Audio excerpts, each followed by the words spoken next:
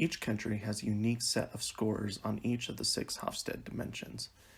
By comparing these scores, we can understand the differences in culture between different countries. The biggest differences between Poland and the United States are their uncertainty avoidance scores and their indulgence versus restraint scores. The uncertainty avoidance score between the two countries is quite different. This is Poland's highest score at 93. The United States scores much lower at 46.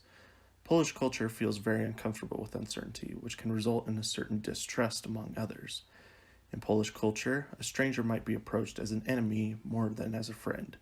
This high uncertainty avoidance also leads to strict and rigid laws, rules, security, and religious beliefs. This is very different from the United States, where new ideas and innovative products are welcomed and encouraged. There's another significant difference in the indulgence versus restraint scores of the two countries. Poland, with a score of 29 on the indulgence versus restraint scale, tends to be more restrained rather than indulgent. The United States, on the other hand, has a much higher score in this area. This is made evident by how most, if not almost all, American companies will offer paid vacation time to their employees. Communication and confrontation. Communication in Poland is in the middle of explicit versus implicit, leaning to the side of explicit.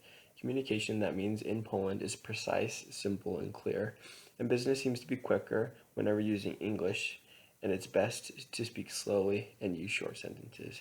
Confrontation is many times mistaken for competitiveness. They are very competitive and are always seeking for the best still. They are very professional and look to be successful on both sides of the business deal. Poles versus U.S. and negotiation. For both the United States and the Poles, communication both focus on good communication. With confrontation, the United States is transitioning from a confrontational to non-confrontational. This is happening in the workplace because they don't want to offend anybody, so they are being non-confrontational and going around to not tell them what they need to do better. But both with confrontation have a structured business style. With negotiation, the Poles really are competitive and aggressive.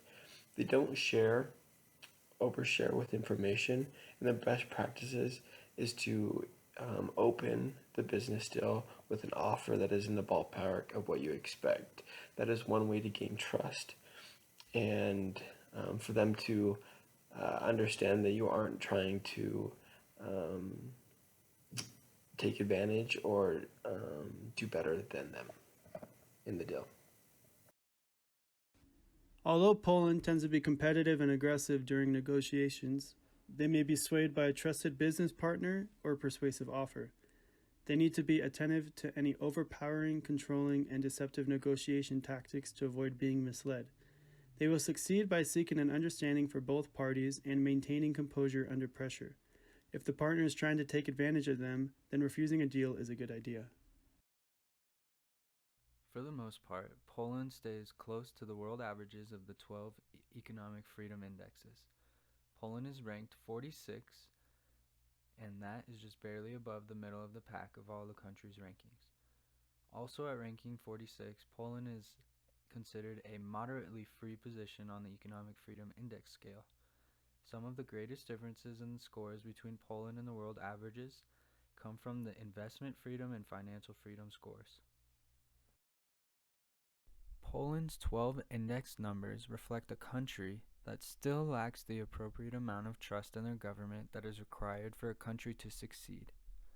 Government integrity sits at 49.5%, and judicial effectiveness is at 44%. These numbers tell us that less than half of the time government has integrity and less than half of the time their judicial branch is effective. One area I see as a major positive for Poland is their fiscal health percentage. They have an 86.4%, which tells us that they pride themselves in meeting deadlines and obligations.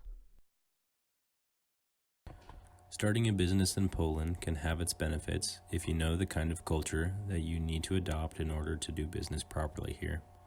There are oftentimes many procedures, documentation, and agreements that are needed to be established in the beginning stages of buying or building a company in Poland. It can take anywhere from 3 months to 2 years depending on the complexity of your company and the needed documentation. It should be noted that Poland views income and taxes to have their own regulations within Poland. No matter if the person lives in Poland or is from the US, all taxes will be determined at the beginning stages of a company, which will be established according to standard regulations. One of Poland's most highly favored regulations is their civil code, which has been in order since 1811, resembling the Napoleonic Code. This code can be used at the discretion of companies. However, its benefits can be high when dealing with regulations that are needed within contracts, construction, and even contracts for services and much more. This civil code stands in harmony with the Constitution of the Republic of Poland, international trade organizations, and EU laws. The civil code stands as a lighthouse to all businesses in Poland, so that contracts will be met and free trade for importing and exporting will continue with success. Seeing as Poland has high exportation of agricultural products, manufacturing of fuels and mining products and other exports, followed by exporting of non-agricultural items being a high export for Poland, for motor cars, petroleum, oils, other than crude, and aircraft and other motor and vehicle counterparts. Poland loves to keep their pride close to their hearts and close to their work. They want themselves and others to know of the Polish pride. They strive to keep as much of their own work within the country, but still do what is needed for free trade agreements. The average MFN for Poland is 2.5. Poland is a member of the WTO and has free trade agreements with the EU FTA and the CFTA. The Polish people and the economy will continue to be strong and will continue to grow and move towards a brighter and more economic future. Poland is considered one of the best EU countries for foreign direct investment. There are some limitations to Poland, however. For example, Poland's administration speeds tend to be slower than other countries, and there are regulations on certain products such as tobacco and firearms. Poland's reluctancy to adopt the euro as their national currency has also caused some complications. However, there are many benefits to foreign direct investment in Poland as well.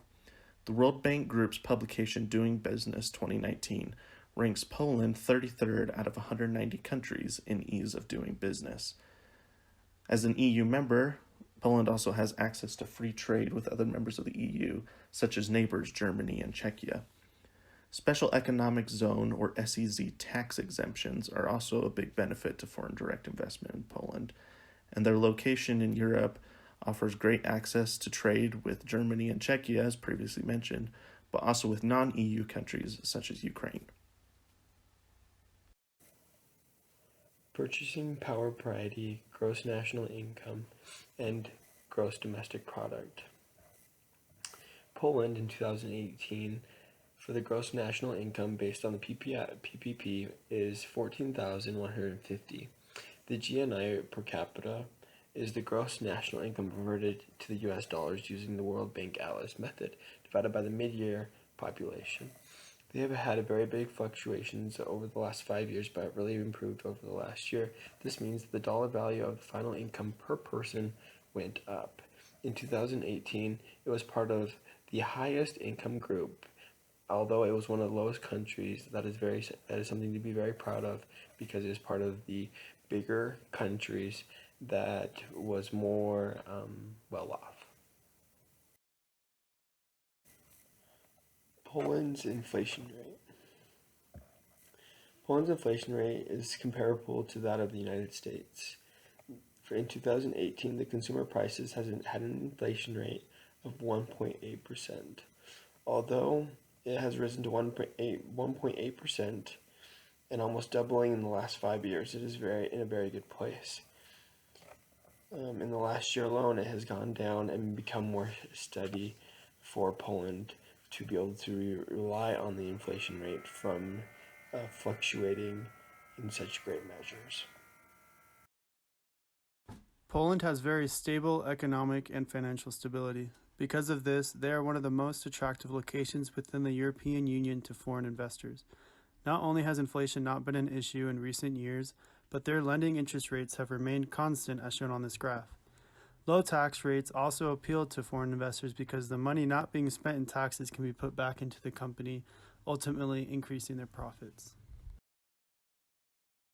Over the last 5 years, Poland has seen 4 significant fluctuations in their currency charts. 2 of these were decreases. One decrease occurred January 2016, and the other occurred December 2016.